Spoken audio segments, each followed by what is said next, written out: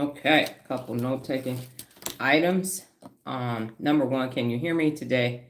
Because I have my microphone in case I need to do that, but I would prefer not to have it on. So if the sound is good, please let me know before I get too far into it this morning.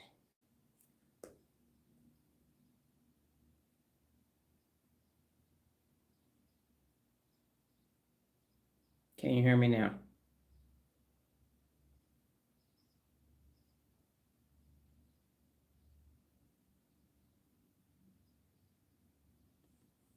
Okay, well, I'm gonna just go ahead and get started.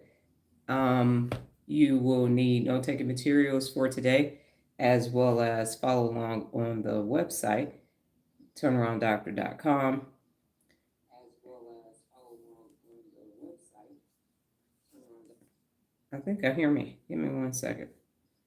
I can answer my own question. As well as follow along on the website, turnarounddoctor.com. There we go. I believe we're good. Okay. On your own, you're going to go to the website, turnarounddoctor.com, go to the 74 Principles of Real Leadership, scroll all the way down to the knowledgeable section, and we are at the last principle of real leadership. There are 2 principles, relax and take nap. We will cover those on Thursday and Friday because tomorrow is Wired Wednesday. That being said, on your own, go ahead and inhale and exhale 3 times, deep breaths, to let the brain know we're getting ready to use you, so quiet the mind.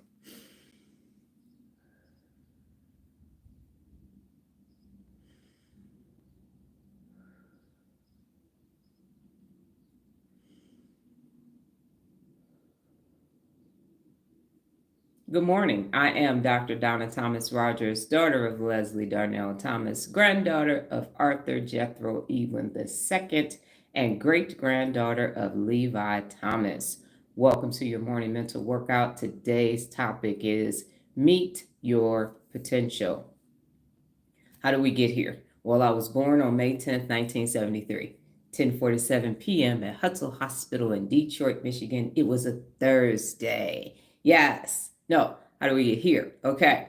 We got here because of the evolution of man. No. How do we get here? 584 days ago, 83 days ago, because today is 584, I decided to go live on TikTok. And I have been going live ever since, and it has been an amazing ride. And now we are here all the way at me coming out as a nerd with a brain t-shirt on, studying neuroscientists and neuroscience. And we are here understanding this amazing organ that we have that's called a brain. And so today and every day going forward, and a couple days past since I've had brain as the background, brain t-shirts and everything, is neurogenesis. That's the creation of new neurons in your amazing brain. And what happens is, and I'm not even going to get into the science part of it, but you actually have good morning, Regina. You have neurons and they make connections, and they have an axon, and then they go to the soma, and then they do a dendrite tree, and some transmutation happens, and then bam, you got new neural pathways. And that process is called, good morning, it's called neuroplasticity. And from there, you take all of that, and then you add it to the 74 Principles of Real Leadership and the theory, good morning, Lola, and the theory of personal accountability, and you land at this amazing galaxy called Neuropability. And that is your brain's ability to wire itself. I said, good morning, Amanda. That is your brain's ability to wire itself to okay, give me one moment. Okay.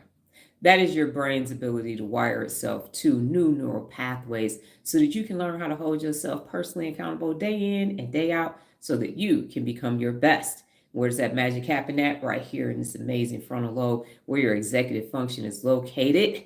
And we are going to use the executive function today, commonly referred to as the CEO of the brain. Meet your potential. That's where we are. For those of you,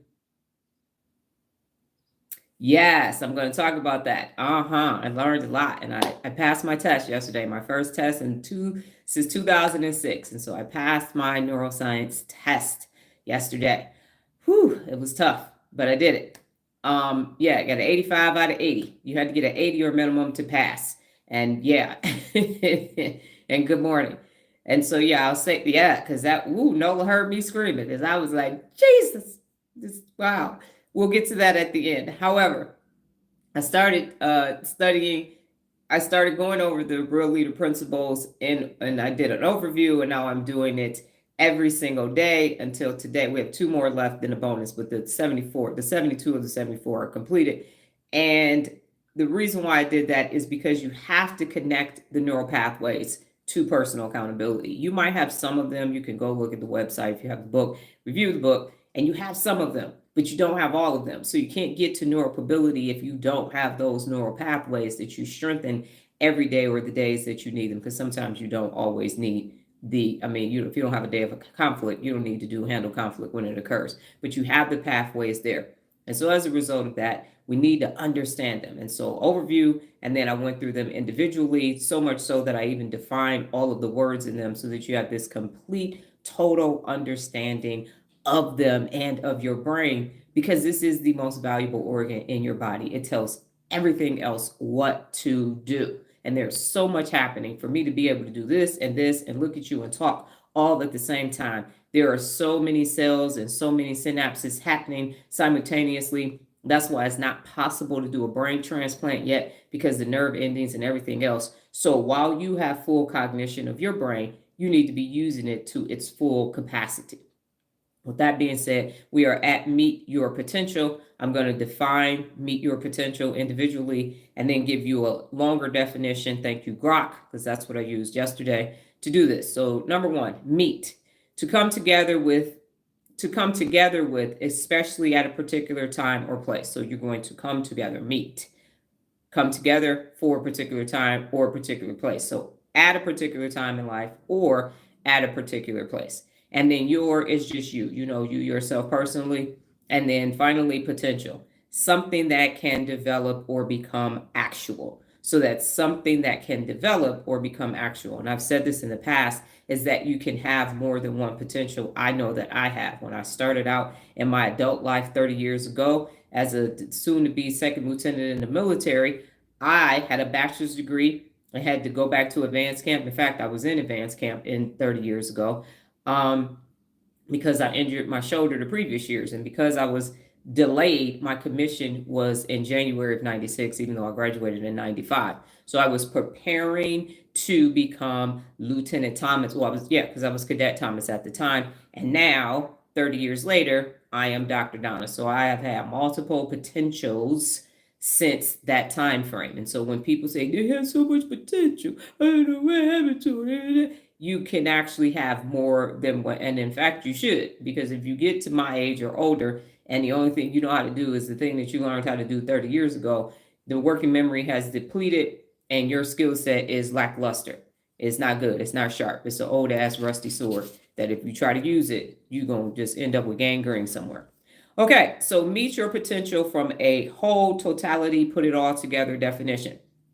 It refers to the process of realizing and fulfilling the maximum capacity of your abilities, your talents, and your skills. So it is the maximum capacity of your abilities, your talents, and your skills. So all of your abilities, your cooking ability, your cleaning ability, your physicality ability. It's not just one particular thing, it's all of them. That's why in my book, Real Leaders Wear Pink, Be the Best, says best this one area, then move on and move on and move on, so that everything you do is at the best, highest level. So it applies to everything. If you know how to comb your hair the best. My sister used to be very good at French braiding our hair. She should have been a barber instead of a grifter. But anyway, so she was in elementary school, French braiding her own hair, parting it straight and everything, and then French braiding my hair as well. So it's all of your talents, all of your skills, because if you're good, I'm a great communicator, used to do stand-up comedy. That's why I can bring both of them together and make talking about the brain as sexy as it could be, because it's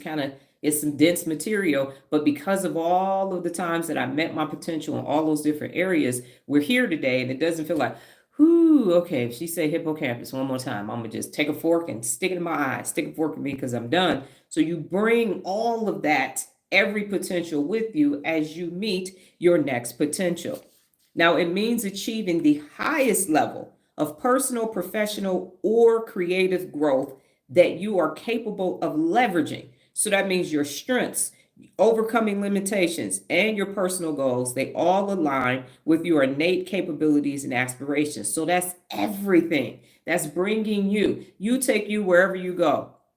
And when I had my almost decade in corporate America and they said, bring your whole self to work, they didn't know. They were like, well, not all of that. Don't bring all of that. Just like maybe about 50%. I'm like, no. Y'all told me bring all of me. So all of me is here. You know what I'm saying? All of it. And this whole notion that you can't bring you, they want you to bring the good parts and they don't want you to bring the accountability and the discipline and everything else. They just want the fun part. No, I'm a total package. I'm bringing all of it with me. And based on Robert Northhouse path goal theory, is situationally dependent. So you might get Dee Dee from the D, you might get Captain Thomas, or you might get Dr. Donna, but it just really depends on what's actually taking place. So bring it all with you. Don't leave that part over there. When you fix you first, you can bring a whole complete person to the potential party. Everything that you do will be real and genuine.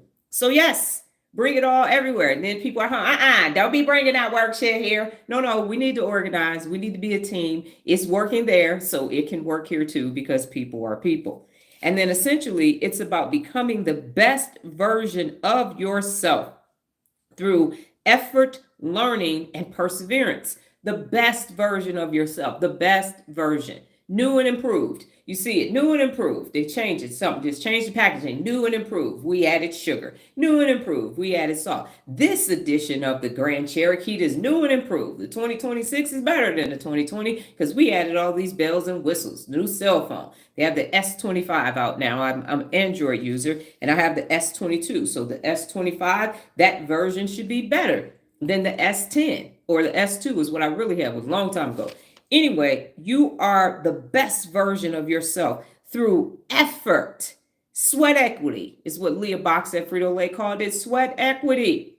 Anything worth having, you should have some muscles. When it's all said and done, you should have some tonality up here, physically, mentally, financially, emotionally, all the leads. There should be evidence that there was some effort put towards that and learning.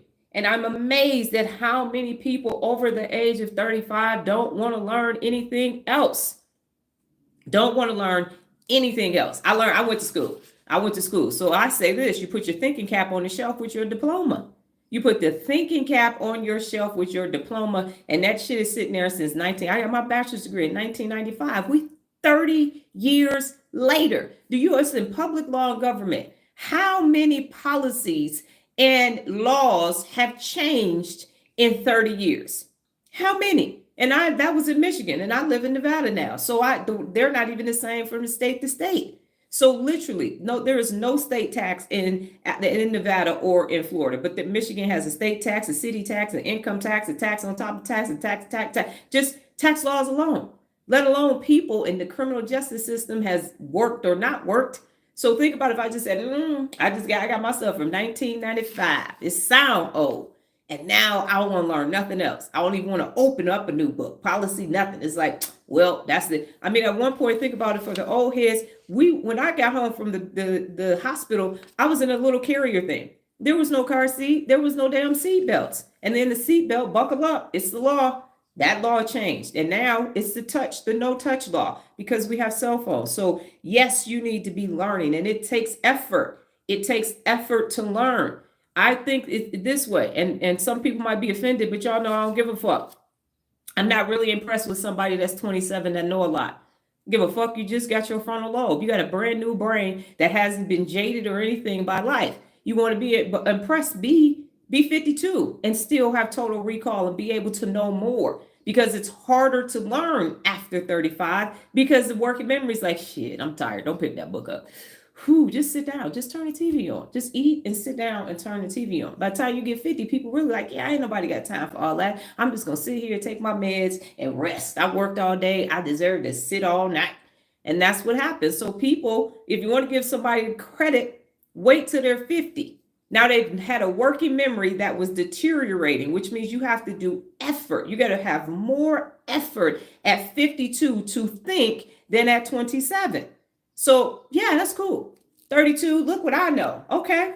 Let's see how much you keep knowing. Let's see how much information you have 10 years from now, 20 years from now, 30 years from now. You still saying, well, in 1995, back in my day. Soon as somebody starts saying that, we had it better back then. No, you didn't. You just, that's what you remember because your old ass working memory stopped working. So that's the only thing that you can recall. 100%. I don't want to go to a payphone no more. Somebody paged me, and now I got to go find a quarter in a payphone to go find out who talking to me and who what they want. I'm cool. I like picking up my phone. I don't want to have a watch and a flashlight and a boombox and all that. I got it right here in this phone. So no, I don't want to go back to that. I'm good. So the point is effort, learning, and perseverance.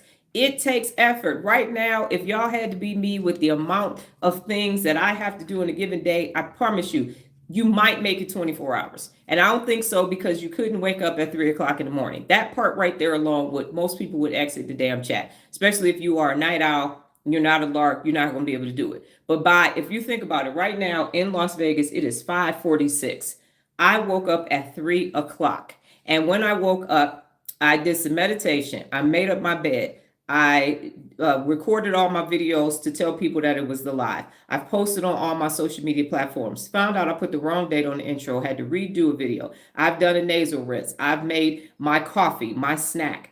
And I've prepared for this live and I did something else. Oh, found out some stuff that was going wrong on my YouTube channel. And I'm here now and I've been here for 16 minutes. And we have 3 appointments today. We got to build some exercise equipment, a desk, and then we got to build some other stuff. So our appointments today start at 8 and they don't end. The last appointment starts at 6 o'clock, which means we're not going to get home until 9 o'clock. And then I'm going to have to rinse and repeat. And at some point I need to read today. And in my course, my neuroscience course, I have these articles that I have to read before I can go to the next module. So yeah, that's going to be my June 10th. Okay. Anybody want to sign up for that? No, I don't think you do. And I still got to post on all my social media platforms and do Duolingo and do the Bible app before we go and stretch. Okay. But I'm going to get it done because I am like that. That's why I say I'm the baddest mofo walking the face of the planet Earth. What questions do you have about the definition, the complete totality definition of meet your potential? Questions, comments, is it clear as a bell or clear as mud?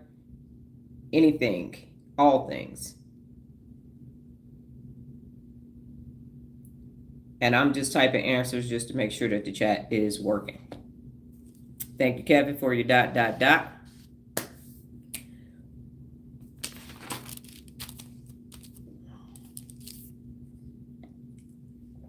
That's still hot as hell.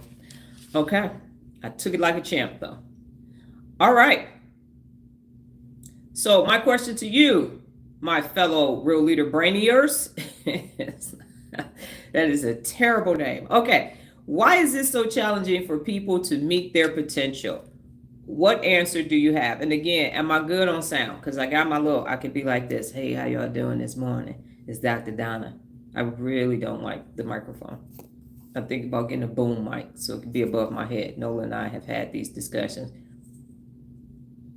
Thank you, Lola. I appreciate that. And ladies and gentlemen, Lola made her first response on social media to a question on Threads, and she did a great job of it. And so if we could give Lola a hand clap, because she has really been improving her technology just by being exposed to me behind the scenes, and she finally was able to, and not finally, but took a risk and was able to comment twice on Threads. So that is kudos to her for doing that, because that's a risk, 1,000% a risk.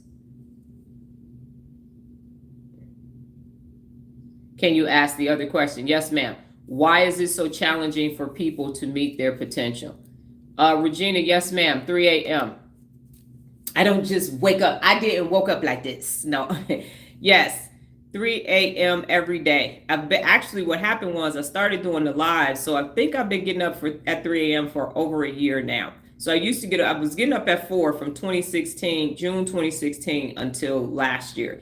And once the lives went at 5:30 and I really started having an agenda and everything and still needing to get all my other morning routine stuff together, I literally had to start waking up at 3 a.m. They don't know their potential. And when Kevin was on the West Coast with his family, good morning, Jessica. He woke up at 5:30 and was like, yeah, this hit different. This he woke up in time for the live. But the good news is I am familiar with waking up at 3 a.m. Fortunately, again, because of meeting my potential, when I was an executive training officer in the basic training for military police basic and advanced AIT, is 17 weeks. Now it's 19 weeks. I had to get up at 3 because I lived off post, and we had to wake the privates up at 4 o'clock because PT was at 4:30. So I had to leave at 3:30 to get there on time to be at PT like, let's do this. So yes, 3 a.m. daily, no matter what time I go to bed. And there are people that, there are 3 types of people. So if you read the book Brain Rules, there are 3 sleep types. Larks, and we are morning people. We make up 10% of the sleeping population. So we like getting up between 4 and 7. We go to bed between 8 and 10. Then you have the night owls. They like getting up later, and then they're up all night. They could go to bed as late as 1 o'clock in the morning. They make up 20% of the population, and then the other 70% of the sleeping population are hummingbirds. So they could get up, it don't matter, go to sleep, wake up. Daylight savings time, don't mess with them, none of that stuff. They can fall asleep right now, wake up, and continue on with their day. Now, the beauty of that is that when you are up at your time of the day, that's when you have your best success. That's when you are performing at your height. So 4 to 7, it's me and the universe, higher power, and God, and I come up with most of my ideas and everything else. By 7:30 p.m., 8 o'clock, I'm doing like this. So when we're at appointments and we will have a late day today, I do everything before we leave if there's a break. And then if I can only get 4 hours of sleep, then I just go into Captain Thomas mode because I've been up for 4 days straight before, a couple times. So then I just work through the next day. Don't make it a habit of it, but it does occur. Nola said people are lazy and they don't feel like doing it. Fear sometimes too. Thank you for your answer. And then Regina said people don't really understand that being your best requires effort, learning, perseverance. It's a full court press all of the time. I agree with that, Regina, 100%. It is a full court press. I like that you said that because when you're doing a full court press, and I don't even think they do that in basketball anymore, the game has changed immensely, that it is from start, from as soon as that ball hits inbound until somebody scores and back and forth. And I would even say that it's man-to-man defense too, because you up against all these motherfucking unaccountable people. So you don't even get to go and then run like a 3-1-1 or a 2-3 or a 3-2 zone. You know what I'm saying? You got to be right up on it to get it done. So yes, that is a great analogy. Thank you for that. All right, so it's 10 and 10. Got it. Okay, so I have 10 reasons why it's challenging for people to meet their potential. And number 1 is self-doubt and fear. Self-doubt and fear. Self-doubt. And the reason why you have self-doubt is because you don't have skills. When it was time for you to learn those skills, you decided that they weren't important and you chose comfort over something else. And now you need all those skills. Had I decided that reading wasn't important, there ain't no Dr. Donna.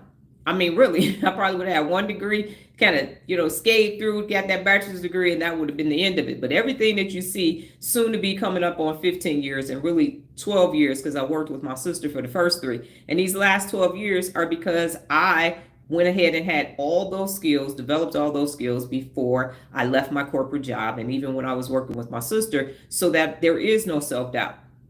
Now, what I did find is that what came up for me during this course, which is why I danced and hollered when I passed that first test, was because all of my insecurities and my learning disabilities showed up. And so when I was in high school, it was really bad. But as I kept learning and growing, and my note-taking skills are impeccable now I had to figure out how I learn, because I don't learn like everybody else. So what I have to do, and I showed all of my notes, they're pretty sad. Let me find my notebook. I might show it to y'all. So what I have learned is that I do need to write down, because when I was in high school, someone said, you don't have to write down everything that they say. And I did. I was like, no, I do. And so I have the ability to write down everything that you say. As soon as I write it down, it gets into my brain, and now I know it. But if I just listen and that's it, or if I just look at the textbook, it's not going to be enough for me. So anyway, self-doubt and fear of failure are the number 1 reasons. Number 2 is lack of clarity.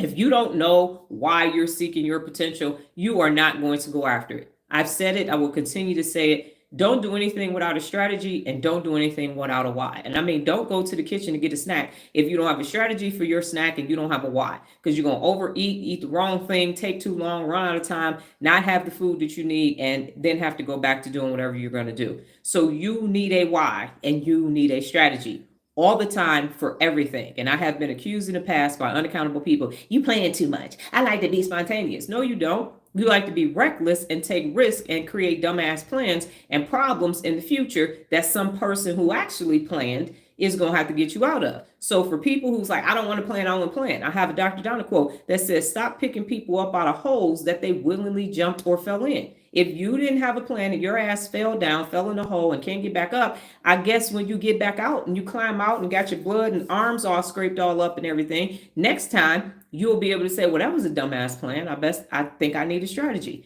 Absolutely. So don't do anything without a strategy. Nothing. Number 3 is external obstacles. And one of the 74 principles of real leadership is to remove obstacles. So these external obstacles could be limited resources, time, money, and access to educational opportunities. Now, as we know, I grew up in the hood and lived in a family where there were 4 of us and we only had 3 forks. So we never could have a meal at the same time. I don't even know why we couldn't go get forks. I mean, how expensive could forks have fucking been in the late 80s, early 90s? I mean, really, like, come on now. Forks couldn't have cost that much. So anyway, the point is that people use this as an excuse. And that's a reason wrapped up in an excuse. That's Dr. Donna's dictionary. So I don't have resources. I don't have time. I don't have money. And I don't have access to educational opportunities. One of my favorite shows is MacGyver. Because MacGyver, the first original, he had a Swiss Army knife, some duct tape, and a piece of double mint gum. And for some reason, he could start cars, fly planes, make all kind of munitions and everything else to get shit done.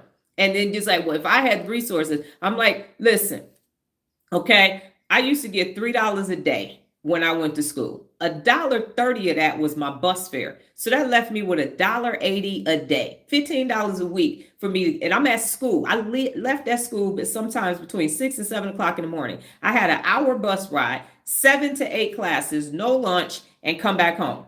And now I got to figure out how to eat with $1.80. In 1980s, 1990s dollars. That wasn't a lot of money. That wasn't a lot of money. Lunch was like 95 cents, $1.50 or something like that. And I might be able to get some snacks or something. So I'm saying, don't talk to me about limited resources. The last thing I want to hear about is you talk about somebody who ain't never had the right amount of access to shit and still getting it done. I had 43 facilities, a $20 million budget, and 5 P&Ls and no executive administrator. None.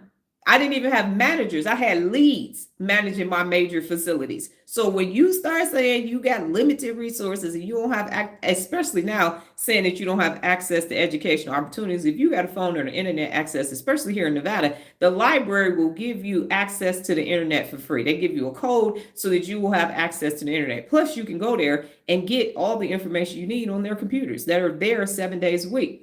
So this whole notion of you don't have the right resources is some bullshit, but it's the answer that I was given. Number 4 is procrastination and lack of discipline. As Regina said, it's a full court press, and procrastination is the enemy is one of the 74 principles of real leadership. And the answer is do it now. People still ask me to motivate them and inspire them on my social media platforms. And I say, fuck that. I'm not doing that. Motivation is like showering. It wears off. And I actually have a motivational PA that really puts it in perspective. Discipline is what you need to succeed. Not no damn motivation. You can do it. Go, Dr. Donna, go. Look at you. Go. No. Fucking motivation was not going to get me through those first 2 modules of my neuroscience class under no circumstances. Because again, and Nola said, I said, oh, this is a great professor because his accent isn't that strong. And Nola was like, are you serious? I'm like, listen, my math instructor at Michigan State, Math 108, it was a wrap. It's amazing. I'm amazed I even passed that class. So that's number 4. Number 5 is societal and cultural pressure. Here we go again. Every time you can't do something, you can trace it back to some other people who can't do something. No, why are you doing that? No, that ain't, this is what we do over here. So the expectations from family, peers, or societies can conflict with personal aspirations, causing individuals to prioritize others' goals over their own. I went to college, got a good job in private industry and a house in the suburbs and got married because that's what my mama told me to do. It was not what I wanted to do, is what I was told to do. I became an officer in my family, and the list of people in my family was like, what you doing? We ain't officers, so you ain't trying to work. You over there, you just want to go over there and just sit on your ass all day. That's not how that went, but okay. Number 6 is winner, chicken dinner, comfort zone trap. The comfort zone trap allows you to resist change. You're going to let that negativity bias to seek safety and solace somewhere. The brain doesn't want to change initially, so you just use that. See, I only got 17 more years till I retire. That's it. And then, after that, my kids gonna have kids, and I gotta take care of the grands and everything. So I'm gonna ride this out. And because I really they got this new series on CBS that they just started, and they said it's gonna be on for 5 years. So I need to be off on Monday evenings at 8 o'clock so I can go watch my show. So it's a nice little comfort zone that's so decorated, so pretty, and so comfortable. It's so comfortable. And I'm going to say this because I haven't said it in a minute. Let me tell you when you need to be comfortable. If you are sleeping, if you are resting because you are ill, or if you on your way out of here and you about to check the hell out, that's when you need to be comfortable. Otherwise, you don't need to be comfortable. This is some shit that unaccountable people have created, making you think that when you wake up seeking comfort, the 4-hour work week, I don't do nothing. That's why I became a business owner. So I'm making money while I sleep. I'm making money while I sleep. And you causing problems while you're awake. And then you gonna go to bed and sleep easy. Everybody else having sleepless nights behind your ass, all your unaccountability, but you want to be making money while you sleep. Some shit that they came up with. And there's nothing wrong with that. What I'm saying is it's how it's being said and why it's being said, because as Nola mentioned, they're lazy as hell. Number 7 is perfectionism. I'm so sick of hearing about perfectionism. This shit is driving me bonkers. That you deserve to be perfect, and it can lead to overthinking and avoidance. And individuals may think that their efforts may not be good enough. Good enough never is. And that's why be the best is one of the 74 principles of real leadership. As we say in Al-Anon, is progress, not perfection. Perfection is an illusion. And people use that shit as an excuse, but I just wanted to be just right. Shut the hell up. Ain't nothing in your life perfect. But this thing right here, your potential needs to be perfect. Bullshit. Number 8, lack of support. So it's hard to remain empowered and they have motivated. Y'all know I'm not saying that. Empowered when you have little to no support. I'm going to call flag on the play, timeout, flagrant foul. Bullshit.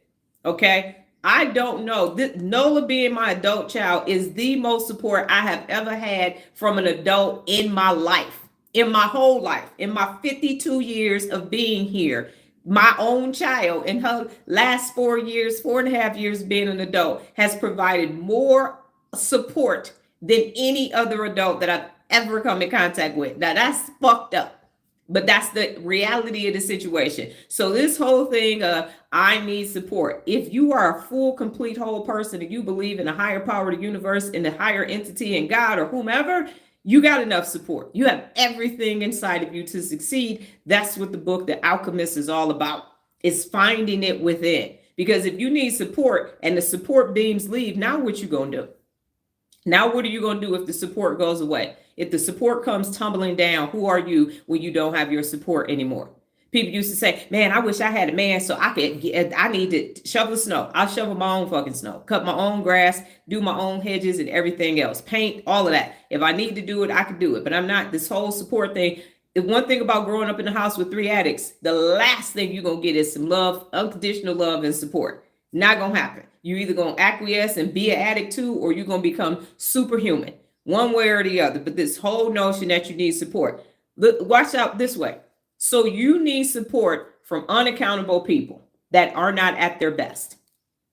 Support you do what? Who was I going to go to? I had no officers in my family, commissioned officers in my family. Who was I going to? How was they going to support me? My mother is terrible with money. So I was going to go to her and say, hey, so here's what's coming in. Here's what's coming out. I'm trying to say this amount. No, I didn't learn financial literacy from her. She's 75. She still ain't got that shit. So this whole notion that you need support, they're gonna keep you stuck. You better be careful who you ask for support from, because you think they got it going on, but you don't know the grail. You don't know what they avoided. And it was amazing to me. The more educated I became, the more risk I took, the more rooms I went in. That family, when I was a kid, that looked like they knew so much, knew very little. They knew very little. And outside of Detroit, which my aunt and my mother's siblings all still live in Detroit in the same houses that they lived in when I was a child. Houses paid for, same address, same everything. Maybe their house phone number has changed. So this whole notion of support, what they was going to support me doing once I went to CAS. Once I became a colonel in ROTC, I passed Uncle Jerry. Once I got my 3rd degree, I passed him again. Now I'm learning about the brain. So this whole notion of support is some bullshit. Number 9 is internal limitations. So unaddressed mental health issues like anxiety or depression or low self-esteem can sap the energy and confidence needed to pursue potential. So these internal limitations. My internal limitation was the fact that I couldn't read because of a deficiency that was hereditary from my mother in the orthographic processing system in the parietal lobe of my brain. This time last year, I couldn't have told you that. I could not have told you neurologically what the problem was. I could not have told you the reason why I have to take the notes this way is because of that. I did not know that. I just felt like, damn, I can't read, I can't spell, especially growing up. And she never told me she couldn't read and she couldn't spell. Never did one homework assignment with 2 children or 2 grandchildren, her, and just demanded that we get good grades. I don't even know how we processed that. But it was the way it was said. And so we was like, ooh, can't make her mad. Let's get some good grades. So it's these limitations. And while people are saying mental health issues and anxiety and depression, all of that is neurological. All of that is neurological. So that means that the brain is plastic. It has this ability to wire itself and do all these amazing things with neurons and synapses and everything else. So you can unwire it. So what they have, and I don't want to get into too much, you have 2 different types of synapses. You have excitatory and inhibitory. And so the excitatory helps you go do something that you need to do. And then the inhibitory say, hey, stop, don't do that shit. And it's linked to the executive function because you have the inhibition control inside of the executive function that says, don't do that, don't say that, that's going to be a problem. And so what happens is with depression, it's saying don't do that, don't do that. And so now you're doing this, you're depressed. But you need an excitatory synapse to come in and get you out of that. And you have the ability neurologically to wire your brain to do that. Still in research. That's me saying that, not the industry. But I believe it's possible because it's working with my own child who has 3 mental illnesses. Okay. And then number 10, unrealistic expectations. Expectations is down payments on resentment. That's what we say in Al-Anon, but one of the 74 principles of real leadership is inspect what you expect. So when you inspect what you expect, you can see if it's actually working. And if it's not, then you can do something about it. So 2 different sides of the same coin. So yes, you can inspect what you expect, but if you just have expectations without inspecting them, then they're down payments on resentment. So you have unrealistic expectations, overestimating what potential means, or this shit happens all the time, especially with social media. Comparing oneself to others can lead to frustration and a sense of failure and discouraging progress. That is why. So you compare, everybody's comparing themselves to the other person, We used to have to wait till we went to somebody's house back in the day. Now people just show that shit online and it's all fake. We have influencers as clients. Don't believe the fucking hype at all. Even people with kids, none of that shit's real. Okay. So the problem with this is the only people that you should be comparing yourself to is you versus you. Because unless somebody has done the exact same thing as you throughout your entire life and they were born on the exact day as you at the damn near the exact same time, what are you comparing to? Or you're doing the exact same thing. So in the Olympics, yes, you can compare. I think it's the NBA finals right now. So yes, you can compare. The one comparison that gets on my fucking nerves is Jordan to LeBron. They don't play the same position. Kobe and Jordan were shooting guards. LeBron is a forward.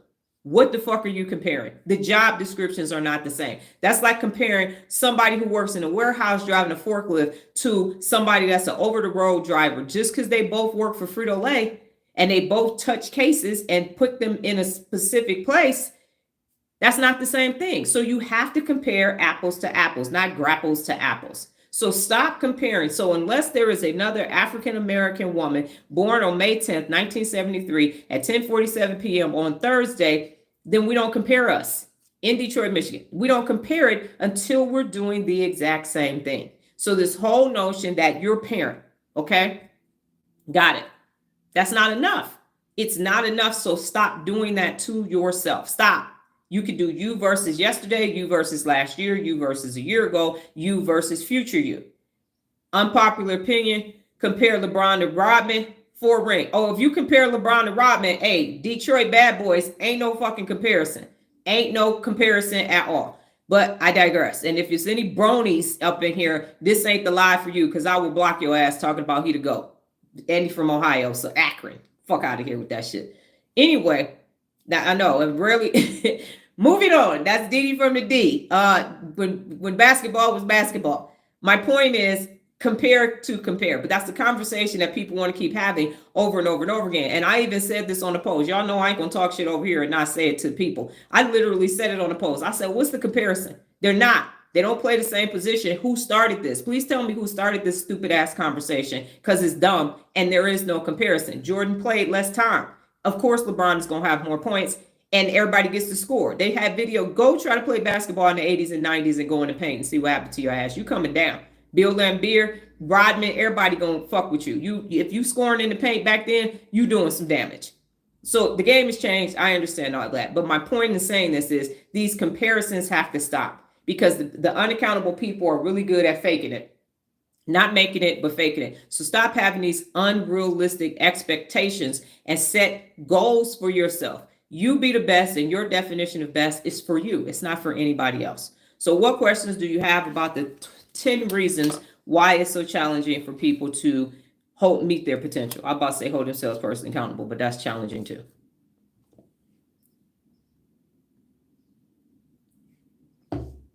And one thing you're not going to do with me is argue about basketball. I coached basketball at 3 different teams while I was in the Army. So I might not know enough about football, but we damn sure not going to argue about no damn basketball, especially in these current times.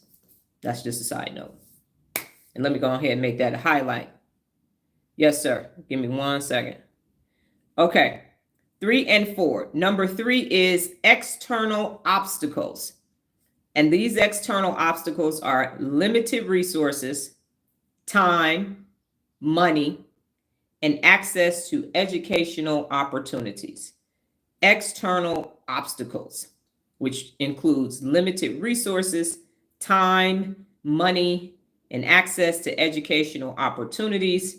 And then number 4 is procrastination and lack of discipline.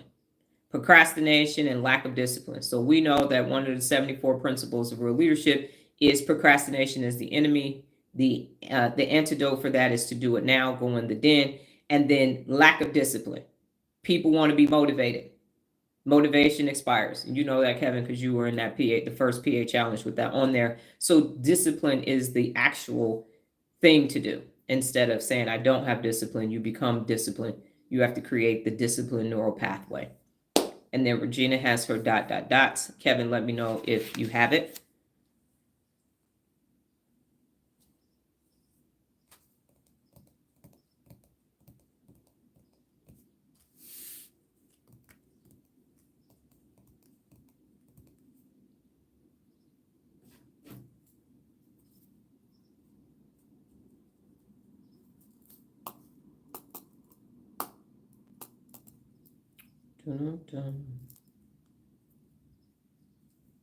Okay.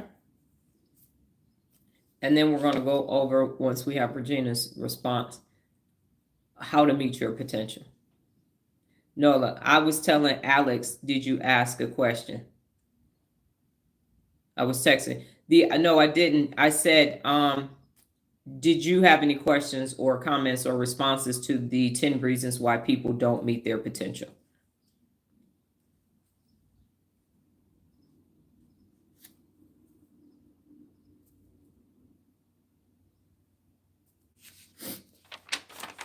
And if you don't, it's cool. All right. And Jessica said clear. Clear as a bell, clear as mud. And I think I got that from somebody when I was in the military, because it just sounds like a Southern thing. Kevin will correct me if I'm wrong. I just don't remember anybody from Detroit saying it. So I feel like I was in the military.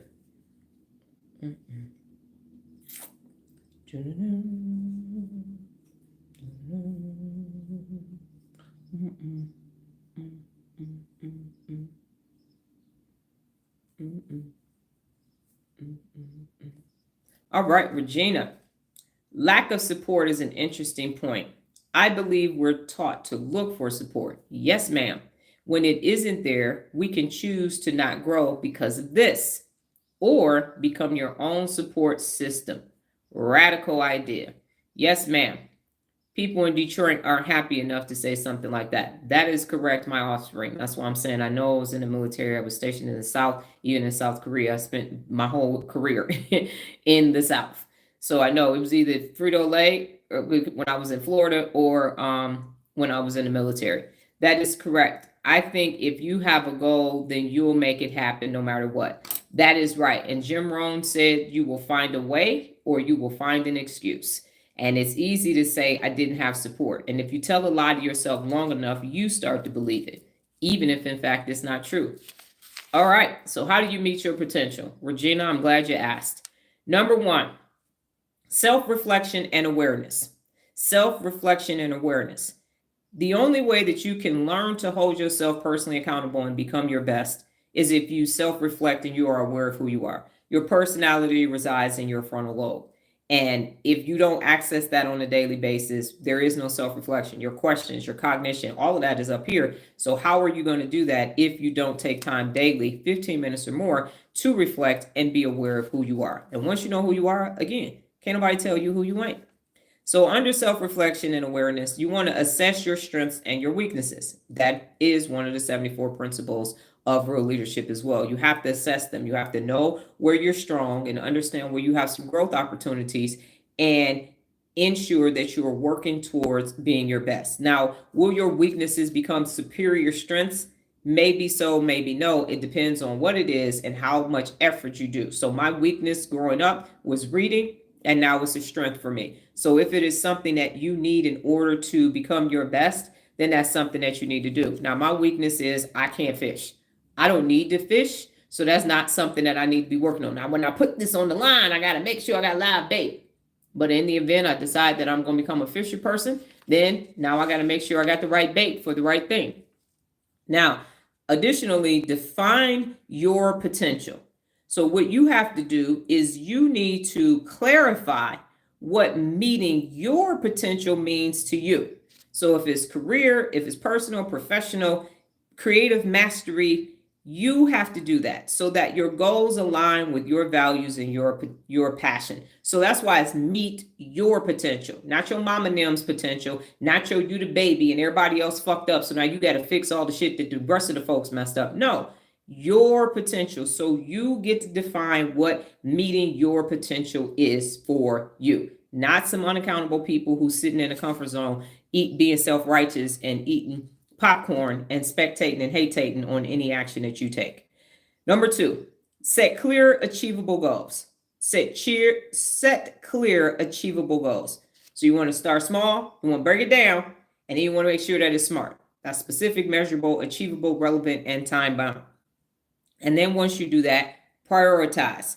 So focus on a few key goals and avoid overwhelming yourself, because that's going to impact your energy. So don't have 15 things that you're working on all at once. As we mentioned yesterday, the KPIs or KPM, key performance measures or key performance indicators, 3 to 5 is enough. And if you really just meeting your potential, y'all dating, you know what I'm saying, you swipe left or right, 1 to 3. 1 to 3, especially if you know you got a bunch of shit that you didn't do.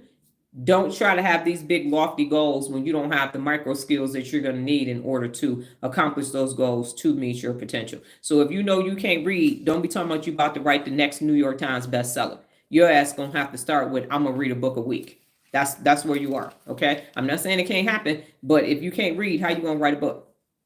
Okay. Number 3, develop a growth mindset. Develop a growth mindset. Number 3. Grow continually is one of the 74 principles of real leadership, and that is because that working memory is looking to retire at 30. It's starting to retire at 35, and by 65, it's like, yeah, I'm out. It's gonna be unemployed or retired or just tired. So in order to develop a growth mindset, you got to embrace challenges and you got to learn from failure. You got to embrace challenges and learn from failures. Failure is not an option. It's one of the 74 principles of real leadership. So that means that you can't use lack of support as a reason why you can't get to your potential. And you have to embrace challenges, because when you challenge yourself, initially it creates cognitive overload. The brain's like, hold up, what the hell is this? But then you get some flashes and some flickers and some strikes, is what is actually called firing off a neuron. And the next thing you know, you're building that neural pathway, you're strengthening it, and now you have access to those things that were once difficult for you. In my case, reading very dense, dry material. Number 4, you want to build knowledge and skills. We are in the knowledge section of the book. We are closing it out. And so people say, knowledge is power. Knowledge is power. No, it's not. The application of knowledge is power. So if you can't apply what you know, then you can't grow. If you can't apply, if you got 50 fucking million stats about football and you are 400 pounds sitting on a couch watching all kind of football, what you doing with them stats? What you doing with them? What is useless information? It's fodder. It's just something, some chit chat, small talk, but you're not going to be able to apply any of that information. So it actually has to be applicable knowledge and skills. If you can juggle and then you're not trying to be juggling somewhere or teaching other people how to juggle, then who cares? Yeah, I'm just, you know what I'm saying? What you doing? I'm just juggling. Why don't you make a video? No, I ain't gonna do that shit. Fuck that social media shit. I just like to do it for myself. Absolutely not. I don't know why I picked juggling. I guess I just did. So knowledge and skills. In order to get knowledge and skills and build them, you need continuous learning. I did learn the concept of continuous improvement at Frito-Lay. I am a continuous improvement master trainer. And I have Dr. Donna ADLs, always be learning. If you always be learning, then you're going to always be improving, and you're going to continue to be a lifelong learner. I did not put my thinking cap on the shelf with any of my diplomas or degrees. And then practice consistently. The tagline for my company is it's in your daily, because it is in your daily. So you need to learn and you need to practice every single day.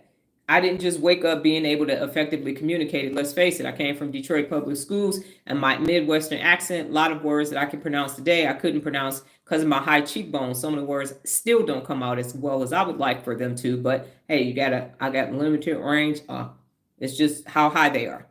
The point is that you have to work at it. I did not speak well or communicate well, which is the reason why I have 5 communication certifications, because I wanted to be able to express myself no matter who the audience was. And that happens over time and in time. Number 5, overcome barriers and remove them. Overcome barriers or remove them. Remove obstacles is one of the 74 principles of real leadership. So you have to navigate to, through, around, or over an obstacle so that you continue to go towards your potential and grow towards your potential. So I have a personal example. The course that I'm taking is online, and I was using my phone because I use my phone for everything. But my phone is little, and so I couldn't see the slides and everything else. I'm like, I need to be able to use my tablet.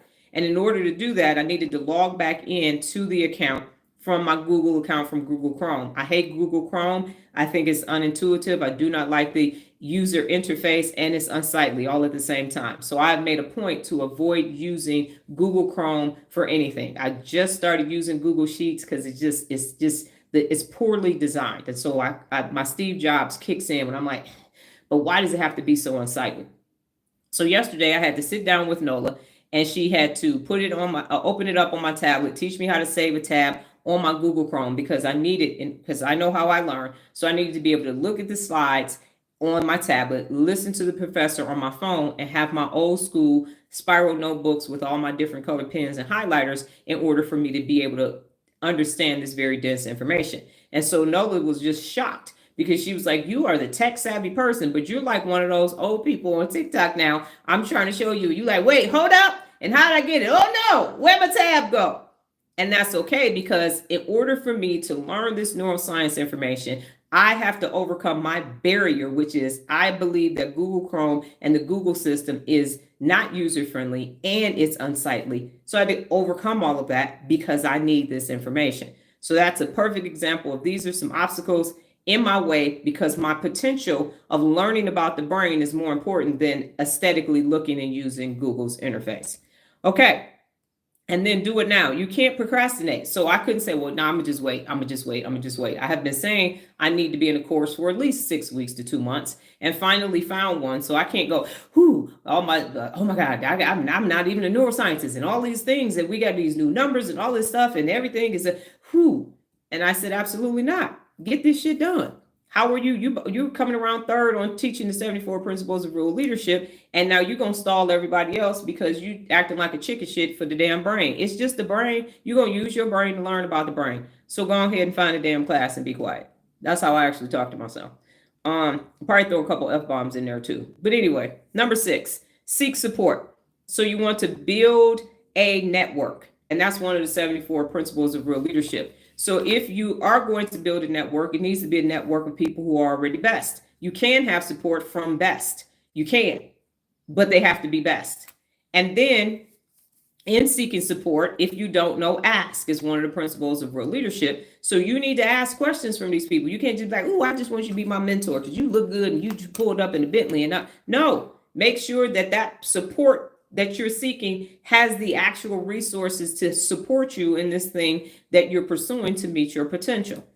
Number 7 is take action and stay consistent.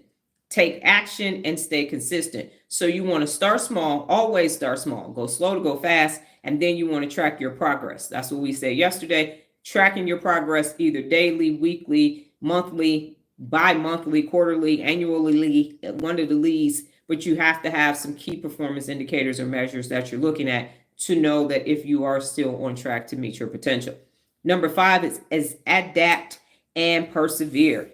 I have had to make many adaptations since I started learning about the brain, but even in my 584 days of being live, I found a live from way back in May of 2024. I was in between appointments, and I'm like, wow, it's like night and day from me being on live, what is about 13 months ago until today, because it is in your ability to adapt. And so in adapting and persevering, we know that persevere during times of adversity is one of the 74 principles of real leadership. Hence, I'm on Google Chrome and learning about the brain. So you have to be flexible, which is one of the 74 principles of real leadership. And you have to stay resilient and stay focused. And we know also that stay focused is one of the principles of real leadership. So again, number 8 is adapt and persevere. You need to be flexible, and you also need to stay resilient / stay focused. Number 9 is to prioritize your well-being. Prioritize your well-being. And I will say this, if I was still in contact with any type of contact with my immediate family, there is no Neuropability. There is no brain t-shirt. There is no lives, because that was 3 years ago. We are at day 584. Nothing that you see in the last 3 years would be here if I did not have my balanced mindset. So you are going to have to get enough sleep, eat well, exercise to sustain your energy and focus, and you're going to have to eliminate or minimize stress.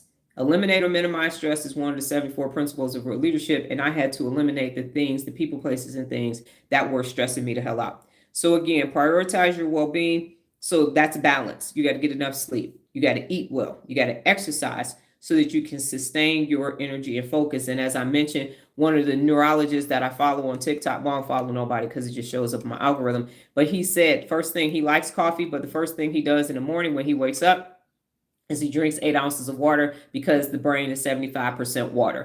And so getting that hydration, the brain is thirsty. So give the brain what it needs, and the brain will give you what you need. And then number 10, and most importantly, is celebrate your wins. Always small wins, medium wins, macro, micro, all of them. Celebrate it. If you've done the work, you've met your potential, y'all sat down and had a nice dinner together, go ahead and celebrate your wins. So in review, the 10 ways to meet your potential. Number 1, self-reflection and awareness. Number 2, set clear, achievable goals. Number 3, develop a growth mindset. Number 4, build your knowledge and skills.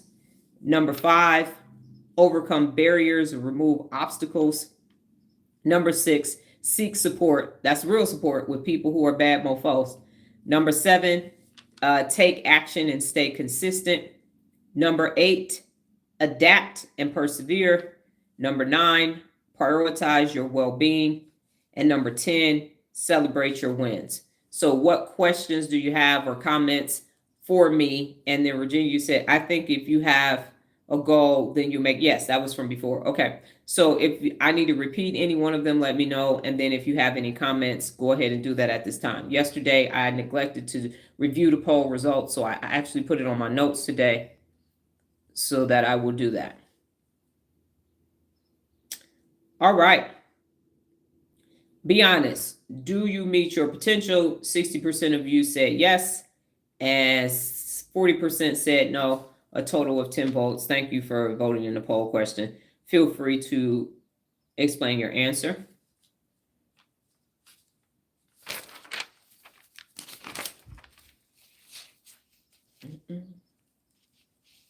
And again, if you're thinking ... a brain, I'm thinking emoji.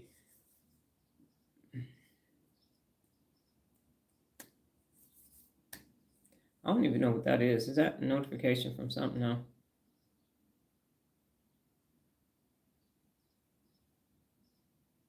I thought I ended the poll. Okay.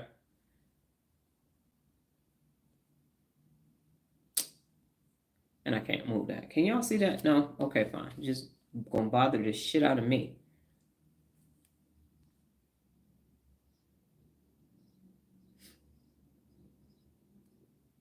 Regina has no questions. All right. And again, I'd just like to say that meeting your potential happens over time. Kevin, I get very close by potential, but sometimes fear and distractions keep me from reaching it. All right, Jessica, number 2, number 5, number 7. Oh, you need to work on those. Okay, got it. I thought you were saying you need me to give it to you again.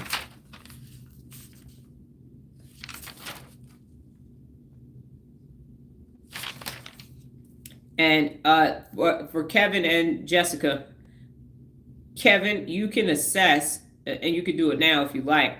I get very close by potential, but sometimes fear and distractions keep me from reaching it. So the fear, if you assess the fear, is it fear of failure, fear of success, or fear because you don't have that skill set? Does that make sense? So imagine if I didn't learn how to read, anything that was going to be reading involved, then I was going to be like, nah, I'm not going to do that. So the question was, Nola, did you have any questions regarding the 10 ways to meet your potential? And then Jessica, you said I self-sabotage and then make excuses to get in my own way. Okay. And so Jessica, you can look at what's causing you, because you've mentioned this before, what's causing the self-sabotage.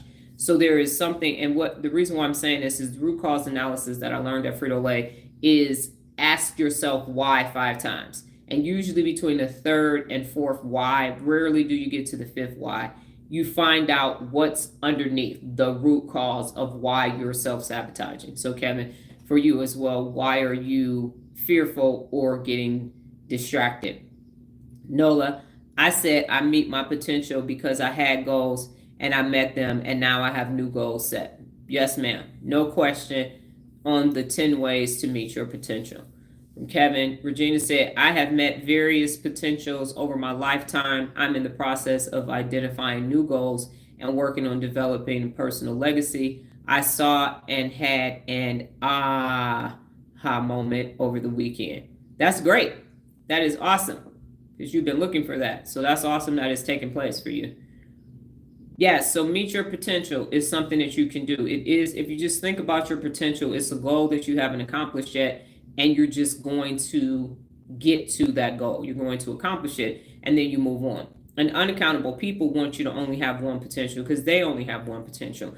And then if you meet it, then you could just sit your ass down, and now you don't have to do anything. I did my part. I didn't went to school. But you still have more life left. That's why their whole existence is absurd, because they keep looking for more, and so they just keep buying things, and they keep fulfilling the outside, filling the outside when the inside is extremely unfulfilled. And so they go and buy this and go and buy, I need to move, I need to go on vacation, I need to buy something. But I've been in the same house for 14 and a half years, with the same damn bedspread for 12 years. And you couldn't have told me when I moved here 14 and a half years ago. I'm like, no, I got to change this out. I got to change this out. And like everything is the same. Everything. Still have some of the same damn clothes. Most of the same clothes. But I'm different.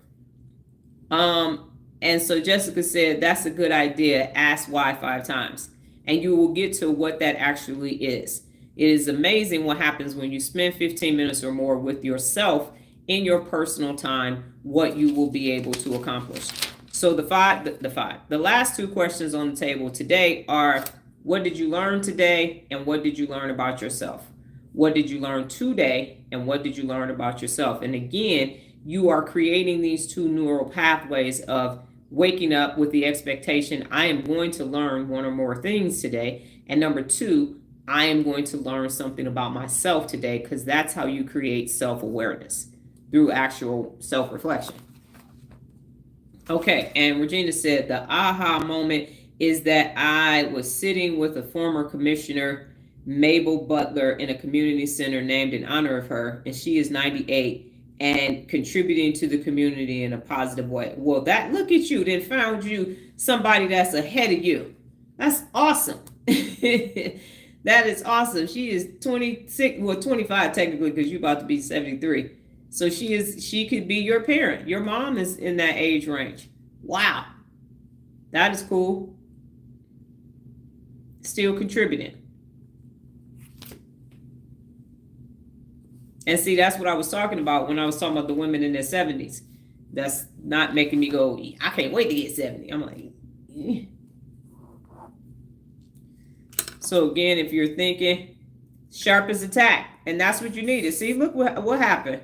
You was looking for it and it showed up. That's how it goes. That is how it goes. What did you learn about yourself? And what did you learn about today? I really wish I knew how to get this doggone in the poll. Y'all can't see any of this. I bet you if you was on the other side of this, a lot of stuff going on right now. It's interesting to look at it because I'm looking at me on my tablet. It's all clear. Chat is all organized at the bottom. And I got chaos on my screen. Sheer utter chaos.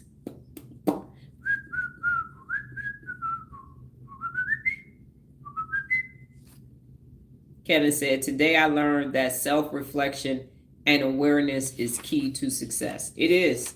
It is, because you had a bunch of people telling you what to do. Everybody does. Well, now you really should. Now you know what's really good. And I'm like, that shit is a trend and it's going to end.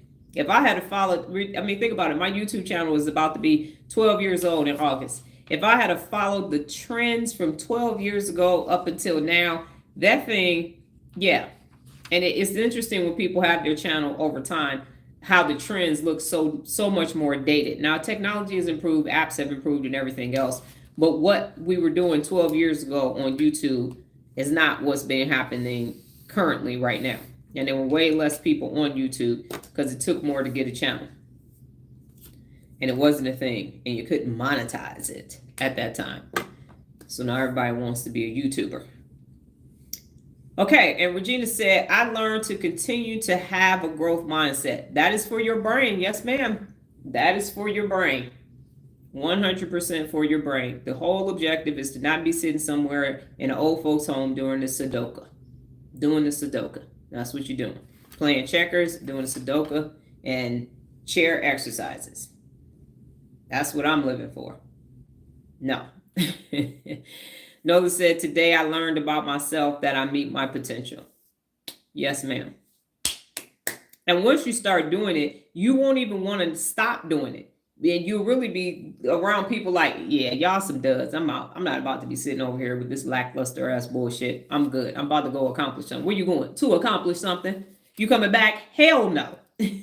Absolutely not. I am not the Terminator in this instance. I will not be back to this right here. Not at all. Not on purpose. Not unless somebody kept me kicking and screaming. Kevin, myself, I have to give more attention to the growth mindset. Yes, and with our new experiment, I believe that you will be able to do that. We're gonna get you some new neural pathways before you go on your vacation. Yes, sir. For myself, the importance of self-reflection and building a network of people who are doing their best. You are better off by yourself if you cannot find people that are doing their best. Because what happens is when you are doing your best and you're around a bunch of unaccountable people, they zap your best. They literally take your best for you. And that's why number 9 is so important, to prioritize your well-being, your sleep, your exercise, your energy, your mental strength. You did this work for you, not for them. They had these same opportunities, same amount of days to get shit done, and all they got is a bunch of TV and a bunch of shopping shit and useless facts. And now they want to use your brain. No, motherfucker, use your brain. I use mine for my benefit. How many brain cells you got? You know what I'm saying? How many neural pathways you got? People want to keep talking about how much money they got, how many cars, how many outfits, how many wigs. How many neural pathways do you have that are actually firing off with excitement and inhibiting the things that are stopping you? And most people are sitting at about 7. And that's it. And Jessica said, I'm learning so much about my weaknesses and turning them into strengths. Yes, that's true, from Regina. And then Nola said, I learned if someone doesn't want to meet their potential, you can't make them. Damn sure can't. And Jessica said, and giving myself grace because of the way I was raised wasn't helpful, but it's not the reason to give up. It sure isn't. It absolutely isn't. I'm a walking, I am a living testimony. Should have been dead and gone, but Lord, you let me move on. Yes. So I thank the Lord I'm still alive, because we counted 8 times I shouldn't even still be here. So I'm living on grace and borrowed time, but we all are. Okay, so the final thing is I had to overcome a lot of obstacles. I was sitting there yesterday doing lessons, trying to kick myself. I'm like, you back in college again. Why you always picking shit that you don't know nothing about? You right back at Eastern Michigan University in room 308 in Putnam Hall, struggling to get through this shit. What the fuck is wrong with you? Why would you pick this right now? So this is my brain notebook, and I will have plenty of them. Again, I am studying synapses, neurons, and the brain with the Hebrew University of Jerusalem. And so here are my notes. I got this many notes in my spiral notebook. Y'all see how thick, because it's only a 70 page. This is only from 2 modules. So what happens is you take the modules and then they give you an assignment. Now, I am not the best drawer in the world. So y'all see them?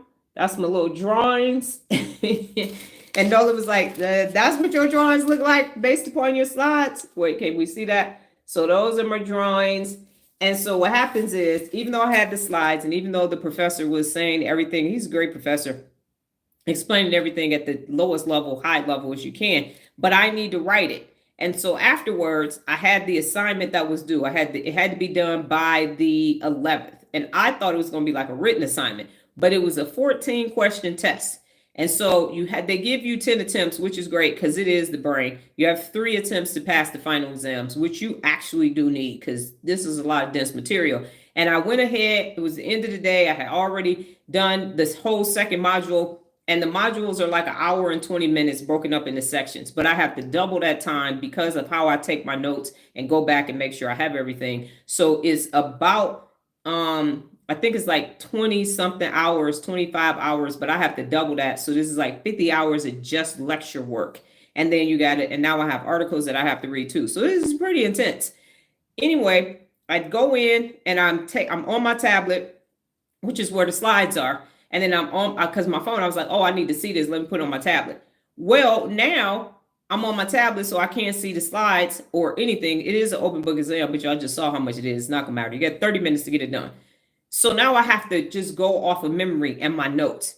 And then I do it. It's 14 questions. I didn't even know that you had to have at least 80% to pass, because in my doctorate program, you can only get A's or B's. If you got less than that, they kindly ask you to get the hell out.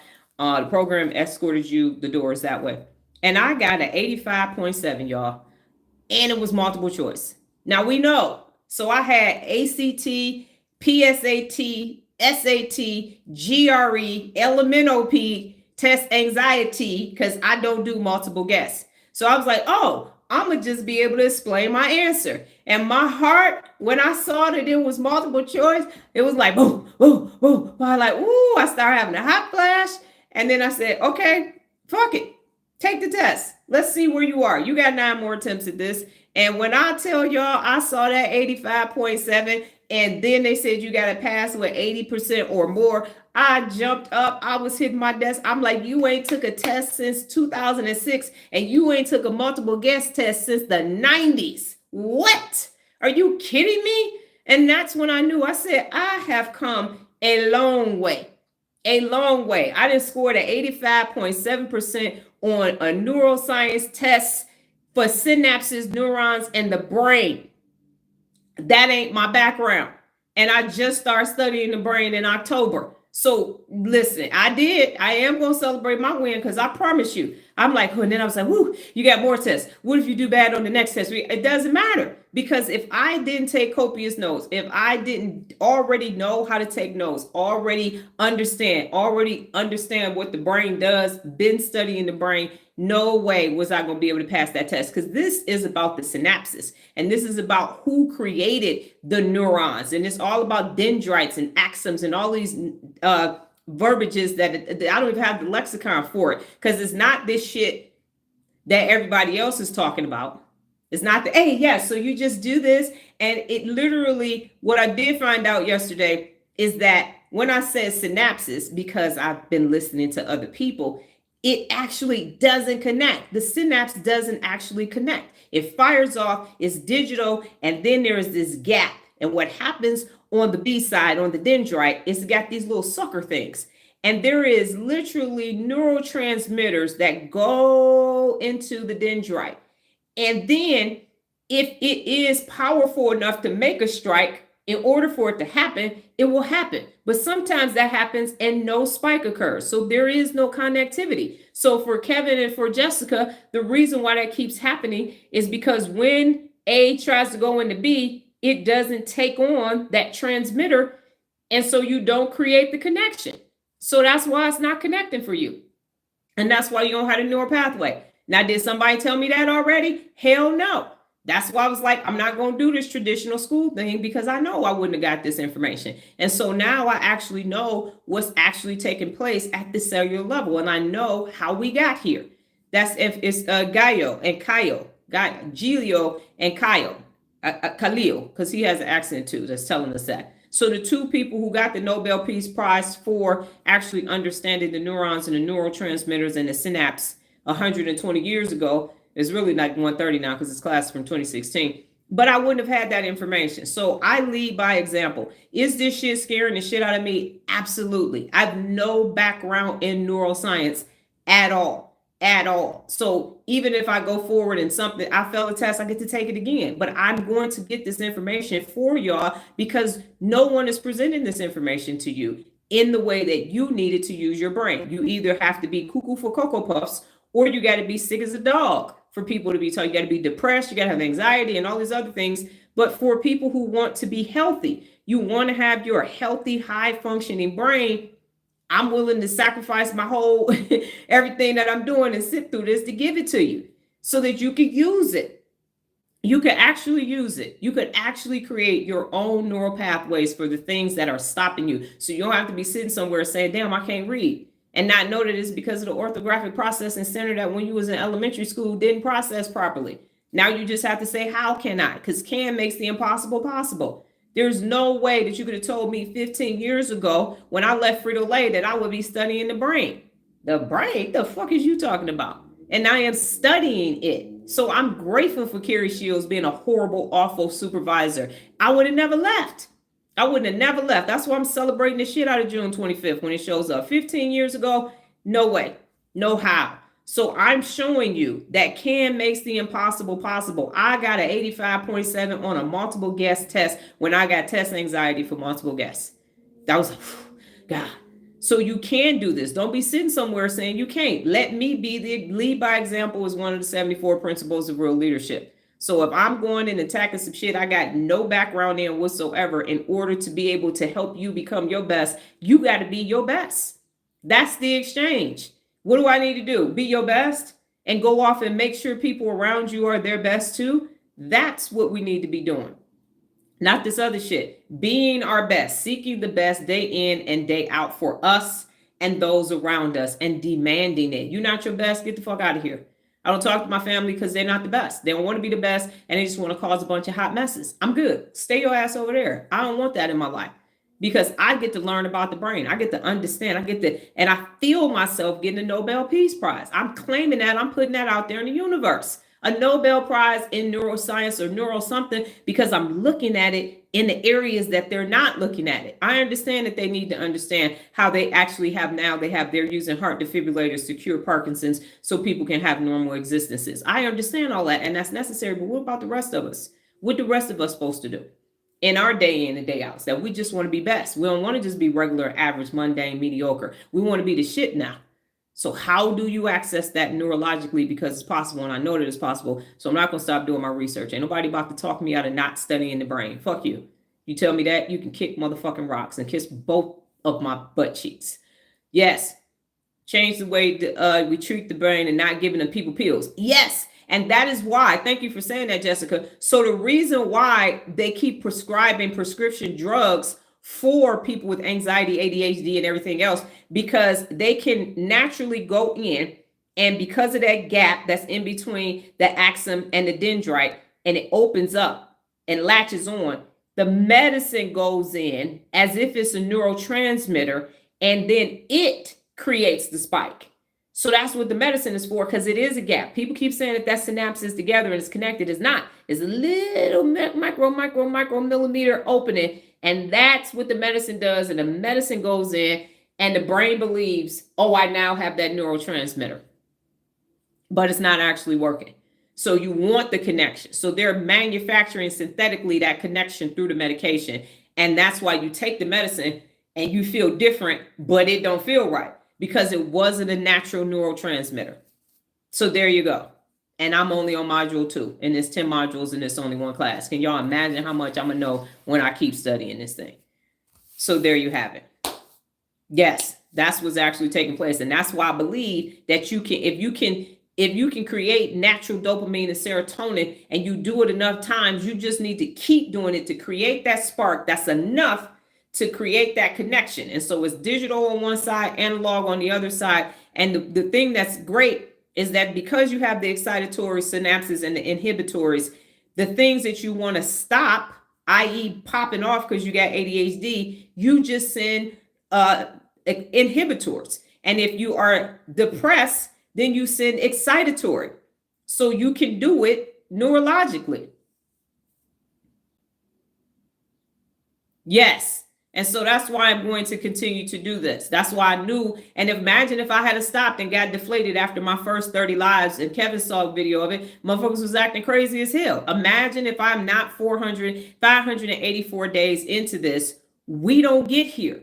So that's why you have to keep going. That's why the goal, the main thing is the main thing. And you're just going to have to remove obstacles. You're going to have to get up every day and do it. In spite, you know how many times if I had been talking to unaccountable people, they would have taught me, you ain't making no money doing that. What, you got about 15 people in your challenges? That ain't how you ever going, you ain't going to become too common Dr. Donna with that. Look, I got doggone penicillin over here. Fuck some millions of dollars. Billions of people are going to be able to use their brain. Which one is more valuable? Which one is more valuable? If I'm seeking money, then I'm not seeking learning, and I'm not continuously improving the brain. I'm continuously improving my doggone business model. It's enough entrepreneurs out there doing that shit. Somebody got to save people from themselves, for real, or teach them how to do it. And Lola said, yes, I thought that I couldn't read until you told me I can. Now I read. Oh, you about to make me cry. Wow. That's awesome. Because I know what that feels like. So that's awesome. So yeah, I'm going to keep looking and, you know, waking up at 3 o'clock and going to bed between 9 and 10 and studying this brain, because this is what's stopping everybody. It's not being able to use this how it was designed to be able to use. And the neuroscientists need to keep making strides for the illnesses of the brain. And the psychiatrists need to keep helping everybody else. And that's right. Thank you, Jessica. Great job, Lola. You did 2 things this morning. You got 2 hoots and salutes. That is amazing. amazing what your brain is capable of accomplishing. So I knew I didn't like excuses and I didn't want to hear that bullshit no damn way. But now I know that you actually have the capabilities neurologically to fix you first on your own. Come on now, get out of here. And that's why I knew, I'm like, I can't help you do this. You got to do this for yourself. And now I can neurologically explain to you why it's not happening and why it needs to start happening. So all things are possible. Can, does make the impossible possible. 100%. So as you grow about your day to day and growing forward, when you find yourself not being able to do something, you think about my ass with no background in neuroscience whatsoever, just started studying the brain last October of 2024, and look at where we are today. So if I'm going way the fuck out of my comfort zone to learn, and if we got math coming up, chemistry, you got to think, I was a business administration major in high school. I took 1 year of math, of biology, and 1 year of chemistry, and I got as far as calculus 1 and pre-calculus and calculus, and no physics whatsoever. And from what I understand, we about to get into all that shit. So it is what it is. But I do know what my personal legend is. I do know what my life's calling is. And this is it. I was born to do this because I speak a different language than the neuroscientists and the psychiatrists. I speak people. And so I am willing to do the work in order to understand, to teach you so that you can understand that your life does not have to be like this, because you have full faculties and full control of your brain. You take you and your brain wherever you go. And as Dr. Gibson said, as I close, what you put up here, can't nobody take away from you. And now that you can do it on purpose, I'm creating an instructional manual for this amazing organ. We're going to be good. So don't pay attention to this rhetoric or all this other bullshit that's happening. What's happening up here? Because that's what's going to change the world. Nothing else can. It's neurological. And I'm going to my grave saying that. So thank you for your time today. I know I went a lot over, but I felt compelled to say all these things and share this moment with you because, listen, a multiple guest test ain't never been my fucking friend. I had to take the GRE 3 times. Only got a 17 on the ACT. So yeah, it definitely is neurological. All right, ladies and gentlemen, thank you for your time. Thank you for you working on you and your amazing brain. Take this information, go off and start meeting your potential. We covered real and pink. Tomorrow is Wired Wednesday. Thursday and Friday are relax and take naps. Those are the bonuses in the book. And then Saturday, I'm going to go back to have fun, because in the next evolution of this neuropability, we're going to start having fun on Sunday, neurologically. So go off and meet your potential. Sit down, take your potential to lunch. Thank your potentials. Have a group meeting. Thank you for that, Jessica. I appreciate that. So I will be back tomorrow, God willing, higher power and the universe, same time, same place, safe space, different brain t-shirt. Go off and have a terrific Tuesday. Take care.